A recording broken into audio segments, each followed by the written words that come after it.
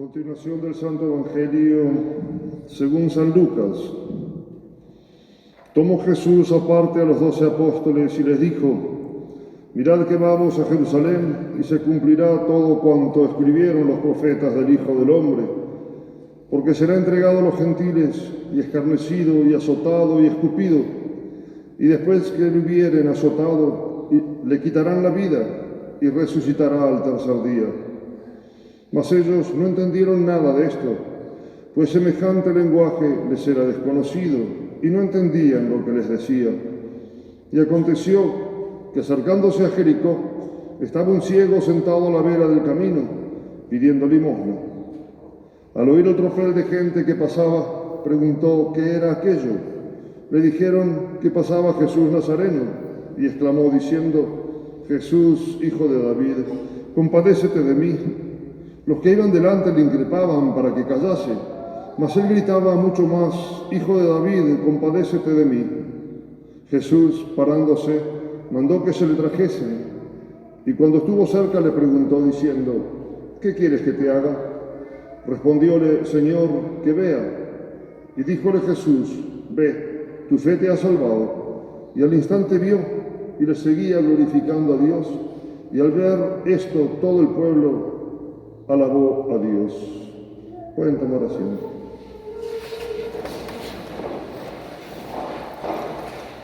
La epístola está tomada de la carta del apóstol San Pablo a los Corintios. Hermanos, si yo hablase todas las lenguas de los hombres y de los ángeles y no tuviese caridad, sería como metal que suena o campana que retiñe. Y si tuviese el don de profecía y penetrase los misterios y poseyese todas las ciencias, y si tuviese toda la fe hasta poder trasladar los montes de una parte a otra, y con todo no tuviese caridad, nada sería. Y si distribuyese todos mis bienes para dar de comer a los pobres, y entregase mi cuerpo a las llamas, no teniendo caridad, nada me aprovecharía. La caridad es paciente, es benigna. La caridad no es envidiosa, no obra inconsideradamente, no se ensoberbece, no es ambiciosa, no busca sus provechos, no se irrita, no piensa mal, no le agrada la iniquidad, mas se complace en la verdad. Todo lo sobrelleva, todo lo cree, todo lo espera, todo lo soporta. La caridad nunca fenece, aunque terminen las profecías y cesen las lenguas y se acabe la ciencia, porque ahora es imperfecto el conocimiento e imperfecta la profecía, mas cuando llegare lo que es perfecto, desaparecerá lo imperfecto. Cuando yo era niño, hablaba como niño, jugaba como niño y discurría como niño, mas cuando fui ya hombre, di de mano a las cosas de niño. Ahora vemos a Dios como en un espejo, bajo oscuras imágenes, mas entonces le veremos cara a cara. Ahora le conozco imperfectamente, mas entonces le conoceré como soy yo conocido por Dios. Ahora permanecen estas tres virtudes: la fe, la esperanza y la caridad, pero de las tres la mayor es la caridad. En nombre del Padre, y del Hijo, y del Espíritu Santo. Amén. Estos domingos que se llaman de Septuagésima, Sexagésima, Quincuagésima, seguramente ya los otros padres en anteriores sermones les habrán dicho cuál es el motivo por el cual la Iglesia los puso. Ya vistiéndose de morado, ya entramos de alguna manera al tiempo penitencial como una preparación remota de lo que va a ser ya la Cuaresma, que empezaría el miércoles que viene con el miércoles de ceniza, cuando la Iglesia nos impone la ceniza recordándonos que polvo somos y que polvo volveremos a ser. Y allí se da comienzo a la Cuaresma, que es la preparación más próxima entonces para acompañarlo más dignamente a nuestro Señor Jesucristo en su sagrada pasión, para luego poder festejar junto con Él la resurrección, la Pascua, el triunfo sobre la muerte. En el tiempo de Septuagésima, la Iglesia, los sacerdotes, para que ellos lo transmitan a los fieles, en el breviario les hace ver la creación del mundo, principalmente en Septuagésima, con la creación del hombre, el poner a Adán y Eva en el paraíso terrenal y darles ese mandato que no obedecieron, el pecado original y todas sus consecuencias. La Iglesia quiere que nosotros meditemos y consideremos la gravedad del pecado mortal. Todos los males de la tierra, todos, las enfermedades, las guerras, con todos los desastres de la misma naturaleza que puedan interferir en la vida del hombre, todo es causado por el pecado, aquel primer pecado de nuestros primeros padres.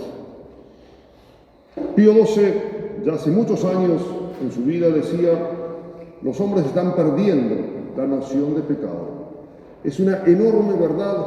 A nosotros como sacerdotes nos toca ver constantemente esa realidad. La gente peca, vive en pecado y como si no viviera en pecado.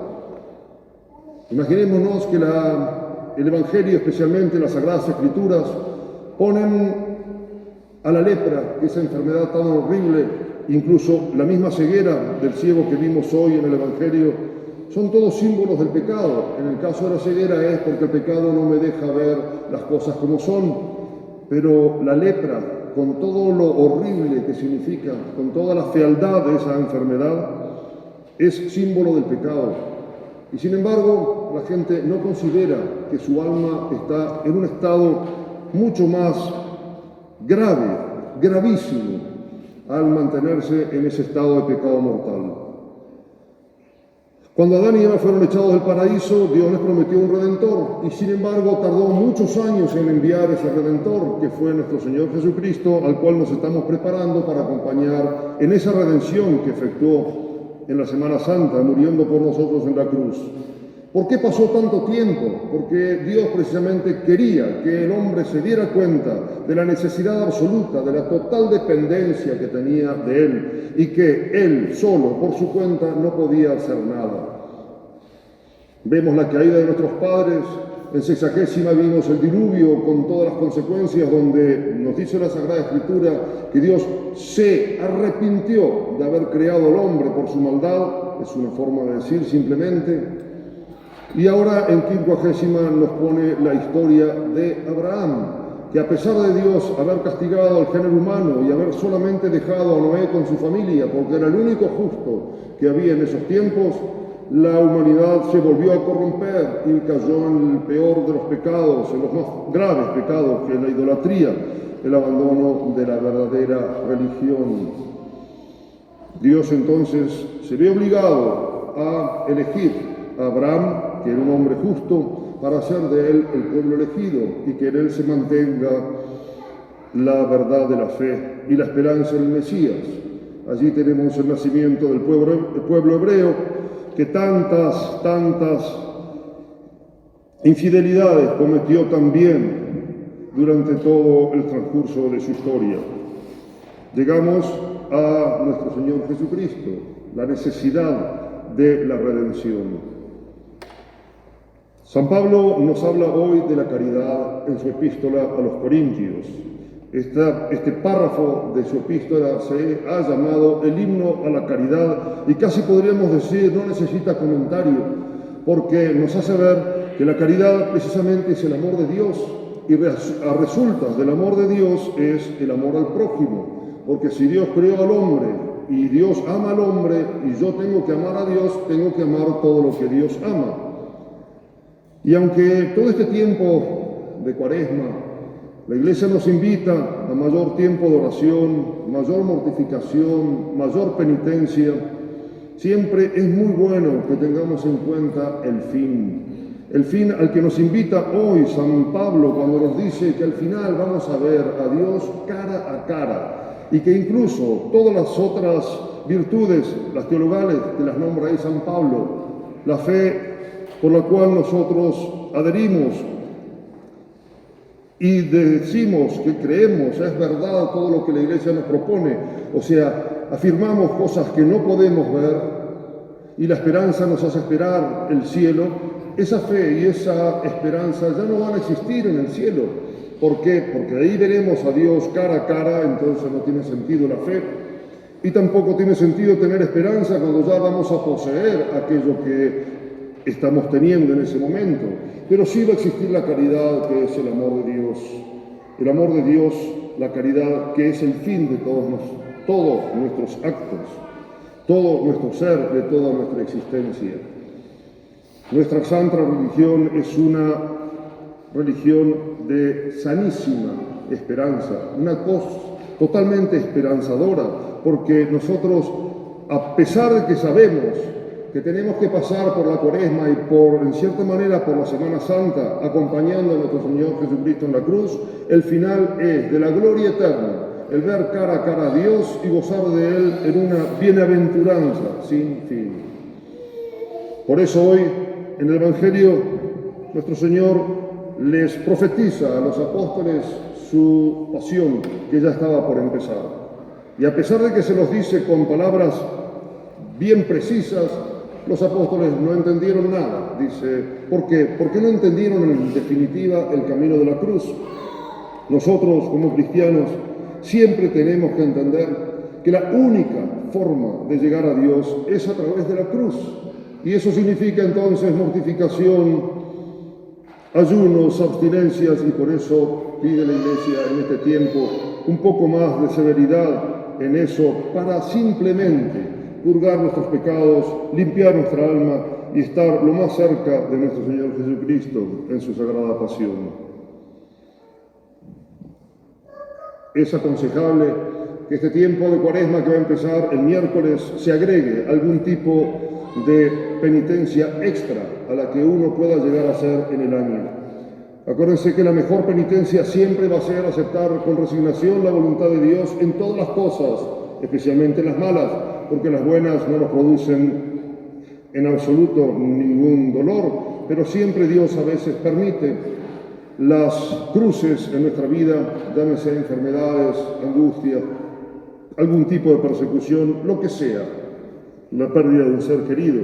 Pero es bueno a su vez también nosotros, por nuestra cuenta, aportar algo de nuestra voluntad, aparte de acomodarnos a la voluntad de Dios, hacer algún tipo de penitencia. Sería muy bueno, por ejemplo, el Via Crucis, hacerlo la mayor cantidad de veces posible, y tengan en cuenta que el Via Crucis es simplemente caminar a través de las estaciones, pararse unos segundos delante de cada una de ellas y meditar la pasión, la estación que le toca ver.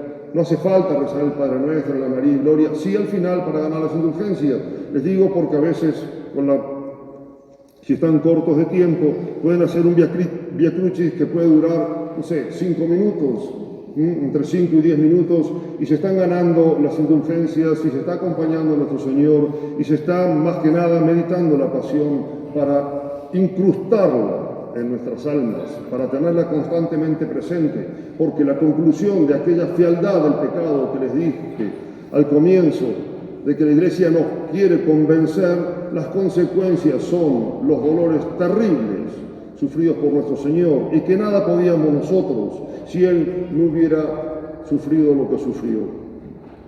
Cuando San Pedro a nuestro Señor, en una de sus profecías sobre la pasión, le dice que no hable, lo reta a nuestro Señor, le dice que se calle, que no hable de esas cosas, y nuestro Señor le dice, va de retro, Satanás. ¿Qué quiere decir esto? Que no entendía, pensaba como con espíritu solamente natural, que era necesario que nuestro Señor Jesucristo sufriera lo que sufrió. Es verdad, naturalmente hablando, ¿quién hubiera querido que nuestro Señor Jesucristo sufra lo que sufrió por esos terribles tormentos? Sin embargo, ¿qué hubiera sido de nosotros si Él no hubiera muerto en la cruz? Y Él nos conquistó el cielo. Ese cielo que tanto le costó a nuestro Señor, es imprescindible que nosotros también lo conquistemos con la ayuda de la gracia y por los méritos de Él. Pidamos a la Santísima Virgen adecuarnos siempre al espíritu de la Iglesia. Si estamos en Cuaresma, vivamos la Cuaresma. Cuando estemos en la Semana Santa, vivamos más intensamente la pasión de nuestro Señor, porque ese es el espíritu que quiere la Iglesia para sus hijos, y la Iglesia es nuestra buena madre que nos amamanta con la leche espiritual que nos lleva a la santidad. Cada día más, mientras más el mundo se pierde. Ahora vienen los días de carnaval donde el pecado es más abundante, aunque yo no sé si hoy por hoy, directamente hablando, podemos decir que hay más pecado del que puede haber, porque la corrupción es constante en todos los días de la semana. Pero nosotros tratar de purgar por nuestros pecados y de reparar al Sagrado Corazón de Jesús tantas ofensas que se le hacen actualmente, por lo menos que nosotros, el vivir en gracia de Dios y el poder aportar nuestro granito de arena para que de alguna manera consolar a nuestro Señor Jesucristo, que siempre recordemos, una de sus mayores angustias en el huerto de los olivos fue el saber que muchos, a pesar de todos los dolores que él iba a sufrir, muchos no iban a aprovechar voluntariamente sus infinitos méritos y se iban a perder. Nosotros, por nuestro lado, hagamos todo lo posible para que sea lo contrario. Ave María Purísima. En nombre del Padre, y del Hijo y del Espíritu Santo.